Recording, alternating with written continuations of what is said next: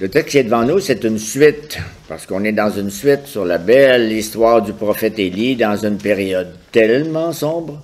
Et vous savez qu'ici, les Québécois, on se rend compte, on parle la grande noirceur.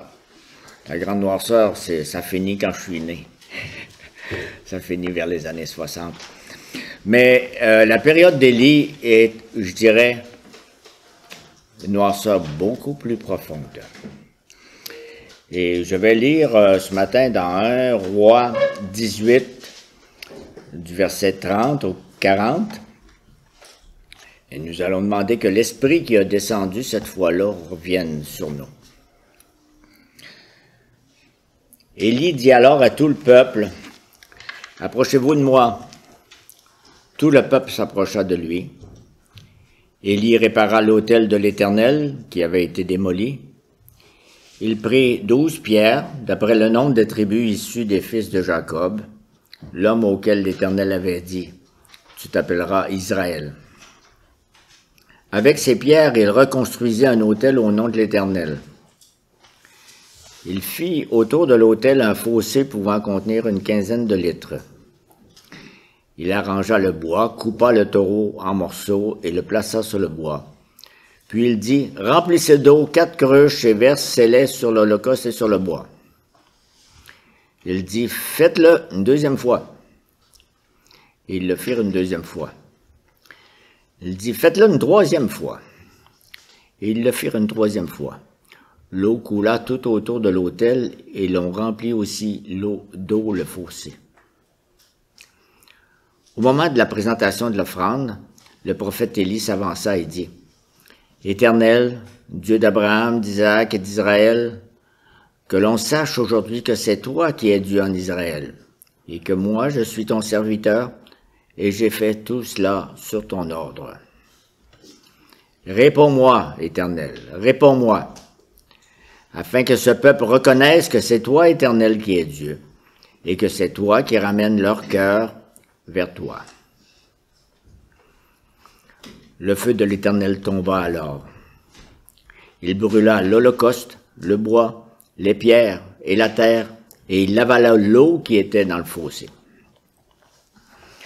Quand ils virent cela, tous les membres du peuple tombèrent le visage contre terre et dirent, « C'est l'Éternel qui est Dieu, c'est l'Éternel qui est Dieu. » « Emparez-vous des prophètes de Baal, leur dit Élie, qu'aucun d'eux ne puisse s'échapper. » Et ils s'emparèrent d'eux, et Élie les fit descendre au bord du torrent de Kison, où il les égorgea. Prions notre Dieu.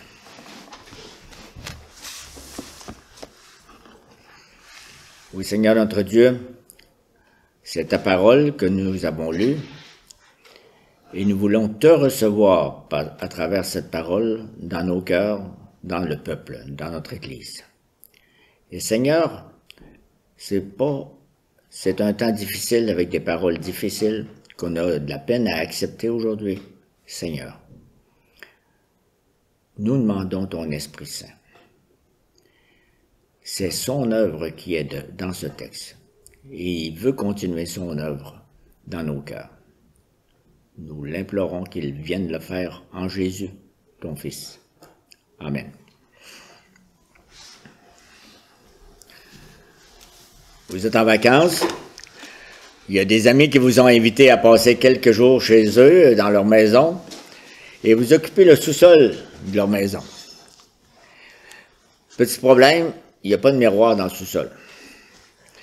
Aucun miroir, et vous n'en avez pas apporté non plus.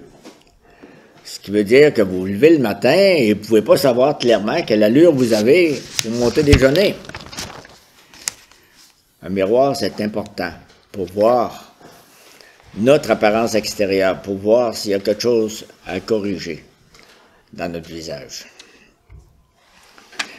La parole de Dieu agit comme un miroir pour nous faire voir non pas notre allure en dehors, mais l'état de notre cœur. Bien sûr, la Bible n'est pas seulement qu'un miroir pour nous révéler notre état devant Dieu, mais elle joue toujours aussi ce rôle-là, le miroir de la vérité de Dieu. Et quand je dis la Bible, c'est toute la Bible. l'Ancien Testament compris. Les passages historiques de l'Ancien Testament aussi sont importants.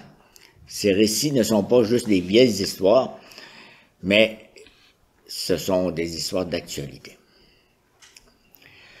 Toute Église qui se prive des enseignements de l'Ancien Testament aura en général une idée déficiente de la grandeur, de la majesté, de la sainteté de Dieu.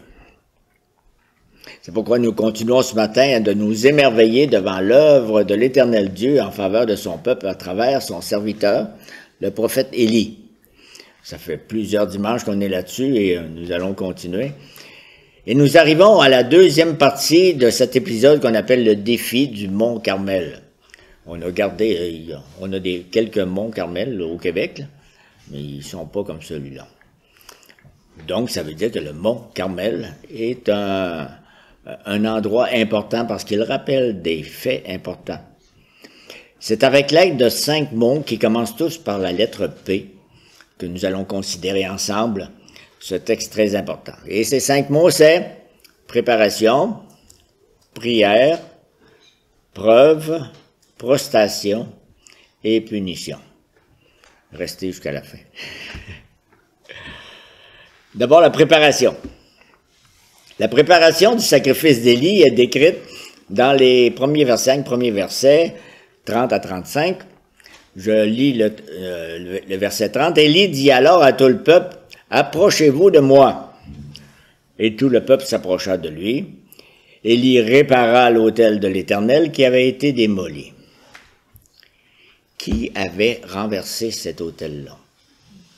Élie va dire un petit peu plus loin au chapitre 19, verset 10, « Les Israélites ont démoli tes autels. » C'est une indication claire de la très mauvaise condition spirituelle d'Israël à cette époque.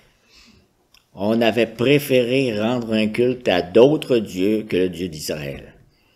On appelle ça l'apostasie d'Israël, qui avait emmené les Israélites à briser cet autel-là pour en faire un autre, à d'autres Baals.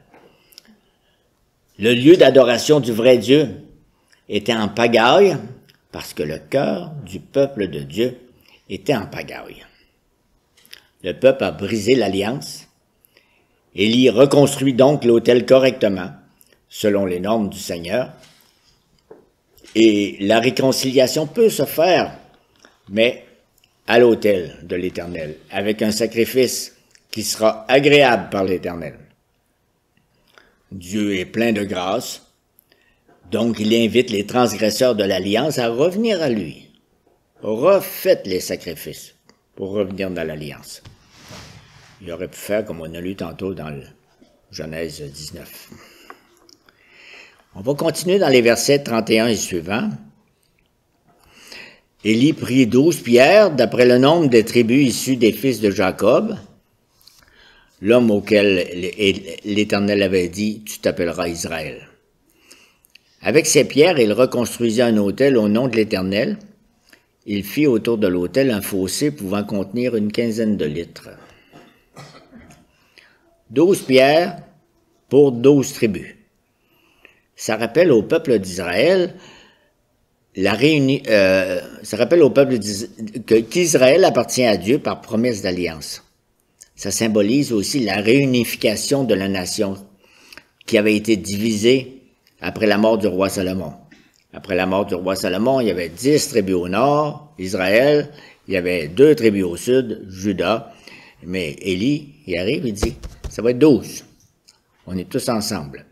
Élie les appelle à revenir à la foi de leur père, à revenir à l'obéissance que la nation doit au Seigneur, à revenir à la bonne façon d'adorer Dieu.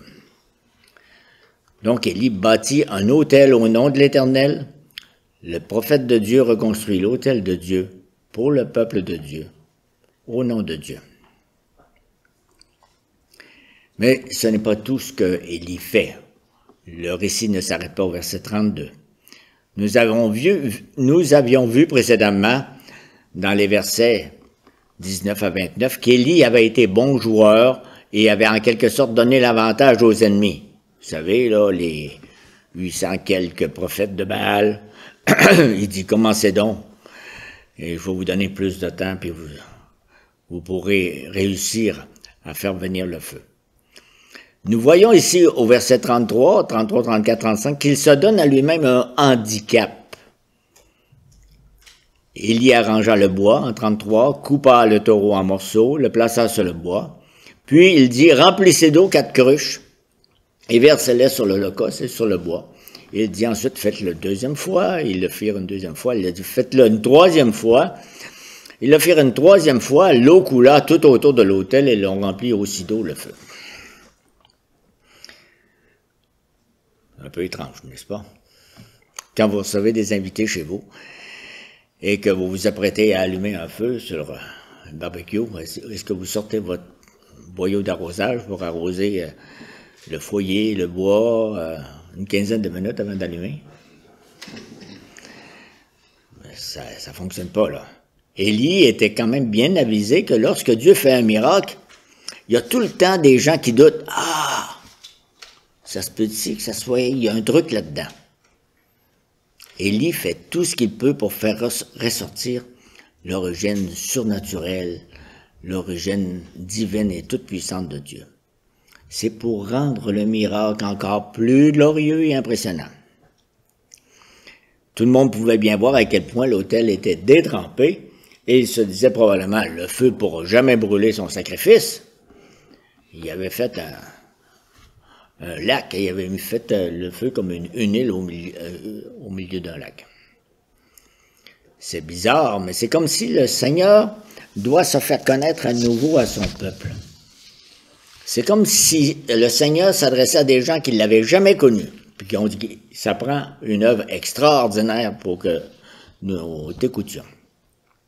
C'est comme si Israël est retourné en arrière à l'époque avant que Dieu se révèle. Seule la grâce insondable de Dieu peut ajouter une autre preuve à la longue série de signes. Dieu a dit, vous allez voir, vous allez me reconnaître. Mais c'est de la part d'Israël, quelle incrédulité. Scandaleuse, de demander à répétition des preuves en plus. Assurons-nous de ne pas tomber dans ce travers, nous aussi. En disant, je te demande, je vais te croire si tu fais ça demain. Ne manquons pas de voir aussi que tout ce qui se passe ici est très important pour les générations qui vont suivre, pour l'Église du Seigneur aussi bien que pour le monde. Parce que la question en jeu à ce moment-là, est-ce que l'Église de l'Ancienne Alliance va finir par engendrer le Messie promis? On parlait d'un rejeton, on parlait d'un envoyé, et qui allait venir du peuple. Mais qu'est-ce qui vient du peuple au moment où Élie est là?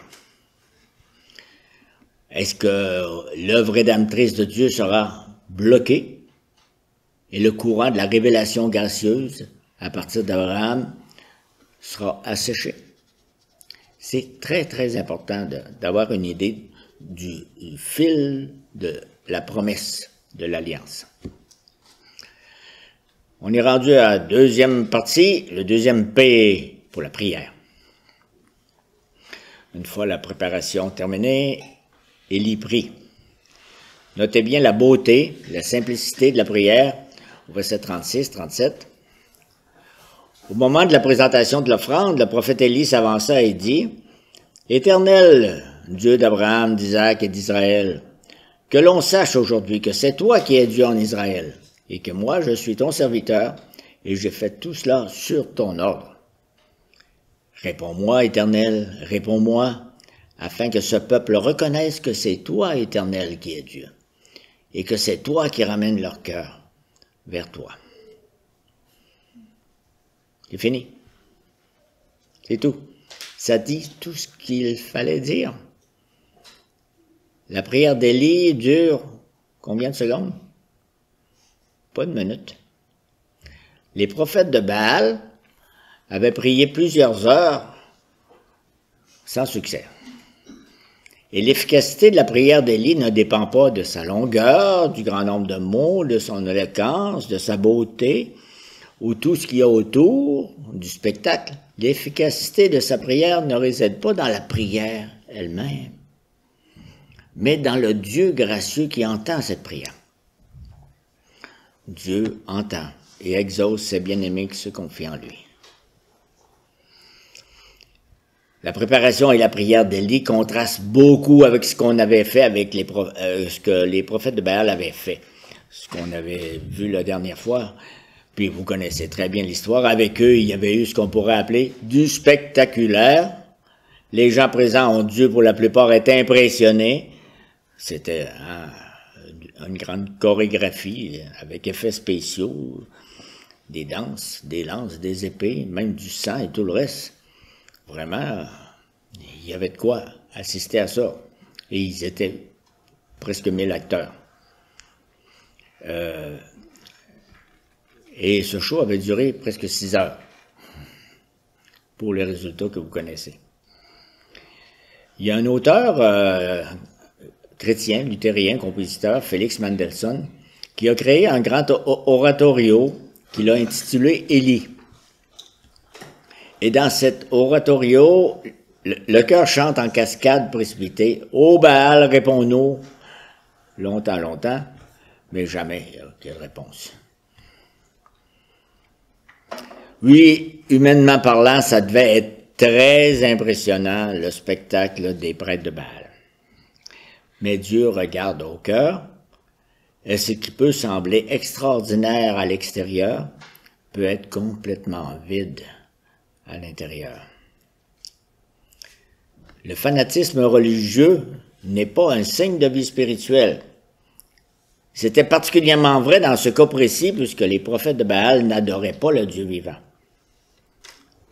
L'adoration des faux dieux ne peut venir que du diable qui s'efforce par tous les moyens de voler, de tuer, de détruire, comme Jésus nous le dit dans l'Évangile de Jean, dans son célèbre passage chapitre sur « Je suis le bon berger », Jean chapitre 10, et il dit en passant « Le diable vient pour voler, tuer, détruire ».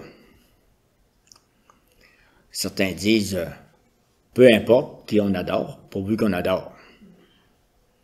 Mais la Bible dit non. Adorer le vrai Dieu fait du bien. Adorer des faux dieux fait du mal. C'est clair dans ce passage-ci. Et tout cela nous prépare pour notre troisième P, la preuve. Préparation, prière, preuve. On est rendu au verset 38. Le feu de l'Éternel tomba alors. Il brûla l'holocauste, le bois, les pierres et la terre, et il avala l'eau qui était dans le fossé. La preuve que c'est l'Éternel qui est Dieu et non pas Baal est claire et nette. Le sacrifice qu'ils ont préparé est encore sec, et la place où il y avait le sacrifice préparé par Élie, on n'a plus de trace du sacrifice. Tout est consumé. Seul le vrai Dieu pouvait allumer un pareil sacrifice.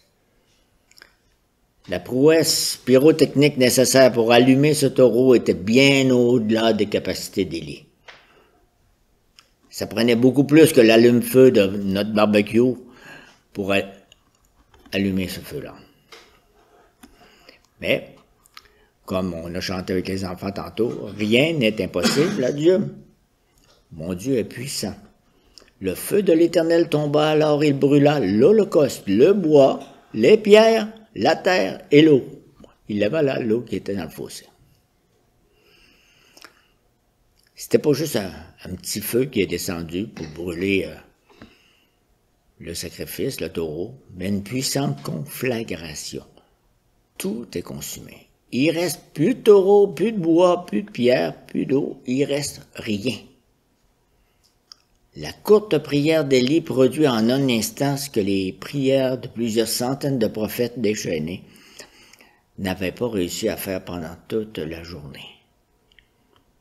Fait qu'essayer d'évaluer ça après, là. Est-ce que c'est le nombre de décibels, le nombre de prières, le nombre d'heures qui fait que la prière est efficace? Dieu est sa propre preuve. Seul Dieu prouve l'existence de Dieu. C'est pas Élie qui prouve l'existence de Dieu, mais c'est Dieu lui-même qui le fait ici. Et c'est la même chose qui se produit aujourd'hui quand nous partageons la bonne nouvelle de Jésus à ceux qui nous entourent. Nous pouvons offrir plusieurs bons arguments persuasifs pour défendre la foi biblique, mais il y a seul Dieu qui peut convaincre et changer le cœur d'un incroyant. Les pécheurs doivent être transformés par le feu du Saint-Esprit pour qu'ils viennent à Jésus-Christ pour le pardon de leurs péchés. En réalité, c'est pour cela qu'Élie a prié sur le mont Carmel. Il a prié que Dieu ramène le cœur d'Israël vers lui. Verset 37, « C'est toi qui ramènes leur cœur vers toi. » Le feu du ciel n'était pas simplement un signe de la puissance de Dieu, mais c'était un acte de grâce spirituelle qui apporte le pardon au peuple de Dieu qui se répand.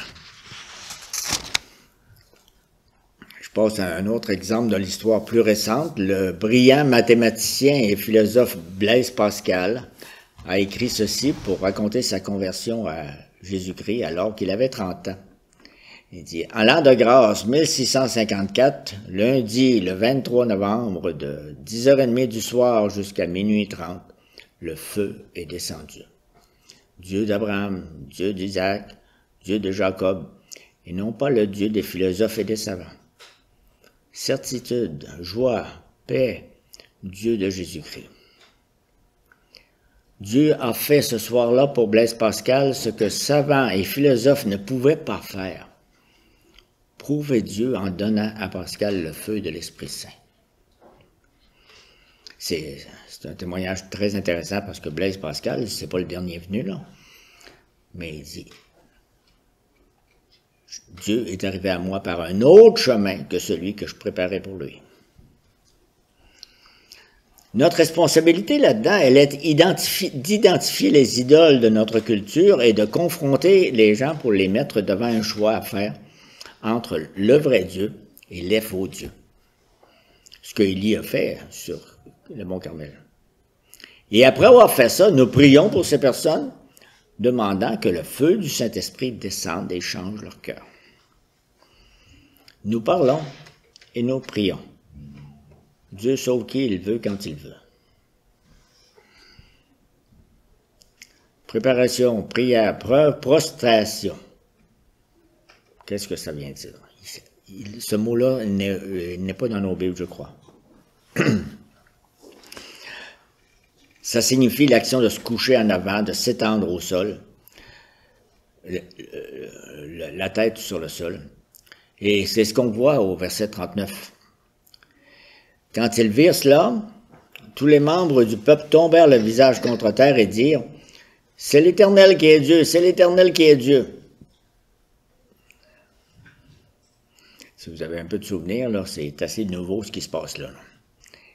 La vraie adoration. Pas une adoration de criage, d'incision, de sang, d'épée, de lance, de danse à pu finir, mais une adoration de prostration totale devant la majesté divine. C'est l'adoration en esprit et en vérité. La posture démontre la révérence absolue en présence de Dieu. C'est la réponse appropriée devant une telle situation.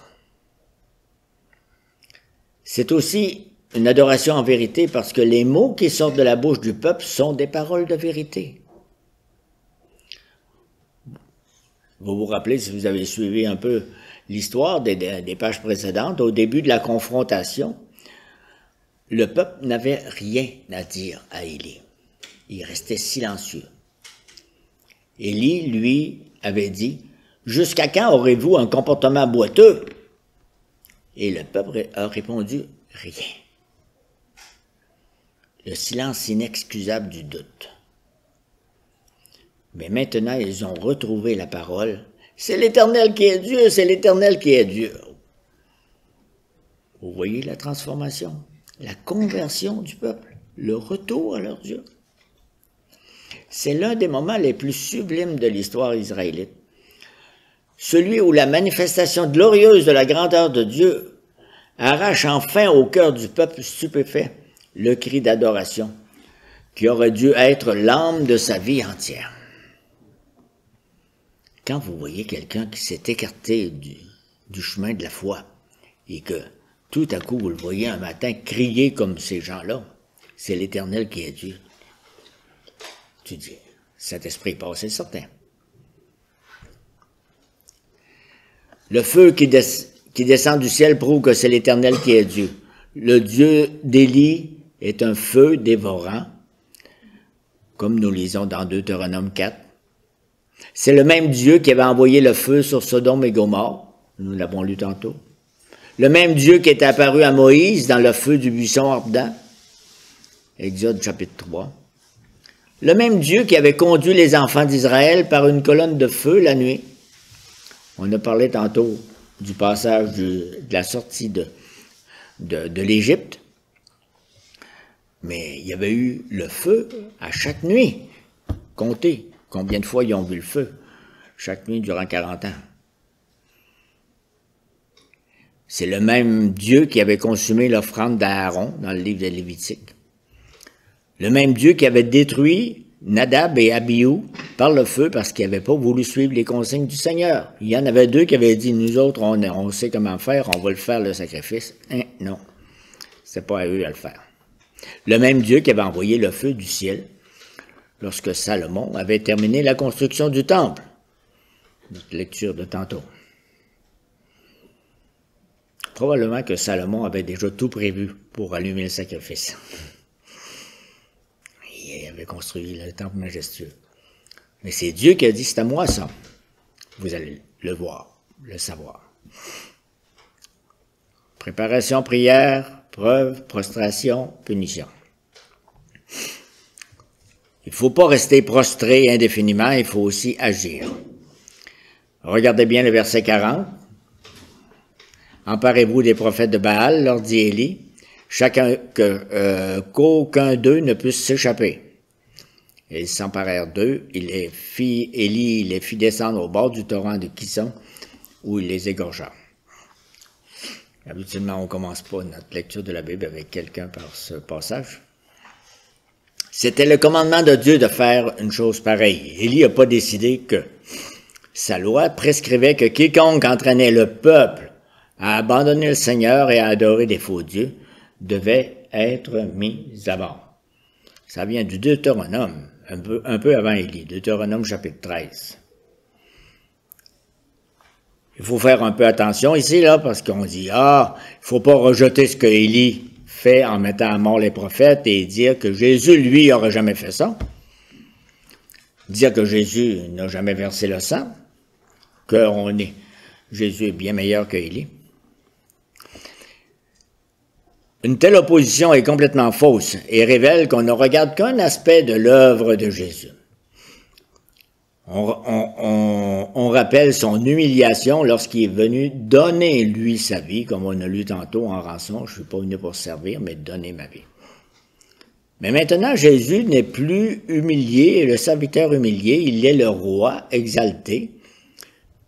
Nous ne devons jamais considérer sa première venue, où il est venu sur la terre jusqu'à la croix, et la séparer de sa deuxième venue, qui s'en vient. Quand il est venu, ce n'était pas pour le jugement. Mais quand il va revenir, ce sera pour le jugement. La colère de Dieu exprimée par Élie trouve son plein accomplissement en Jésus, qui a promis de revenir pour juger ses ennemis et les envoyer au châtiment éternel. Le Nouveau Testament dit bel et bien que Jésus reviendra pour juger les vivants et les morts. Deuxième épître à Timothée. La révélation de Dieu, c'est une révélation. Il faut faire bien attention de voir une opposition entre Élie et le Christ Jésus. Il n'y a pas d'opposition entre le prophète et le Seigneur Jésus. Parce que l'œuvre d'Élie pointait, préfigurait et préparait l'œuvre complète du parfait Rédempteur dans la plénitude des temps, c'est-à-dire le Christ Jésus. Quand le Christ Jésus paraîtra, là, cherchez-les, les prophètes de Baal et les autres représentants des faux dieux. Cherchez-les. L'œuvre d'Élie a des limites. L'autel qu'il construit crie vers le ciel pour que Dieu se révèle. Mais cet autel ne peut pas enlever la culpabilité du peuple sous la malédiction de la loi. Élie défend la loi de Dieu, mais il ne peut pas l'accomplir. Pour ça, il y aura un autre autel qui va devoir être établi. L'autel de Golgotha, où le médiateur de la nouvelle alliance accomplit la loi. Jésus est plus grand, tellement plus grand qu'Élie. Et il a pris sur lui la malédiction de la loi. En conclusion, Jésus-Christ rassemble autour de lui un peuple qui le loue pour la puissance de sa grâce qui a ramené nos cœurs à Dieu. Est-ce que vous faites partie de ce peuple? Êtes-vous heureux de faire partie de ce peuple béni? Alors vivez d'une manière telle que tout ce que vous faites proclame, c'est l'Éternel qui est Dieu, c'est l'Éternel qui est Dieu. Vous n'êtes pas obligé de rester le front à terre pour le reste de votre vie, là. Mais que toute votre vie dise ce que le peuple disait devant Élie, c'est l'Éternel qui est Dieu, ça n'est pas un autre. C'est là notre appel, notre vocation. Amen.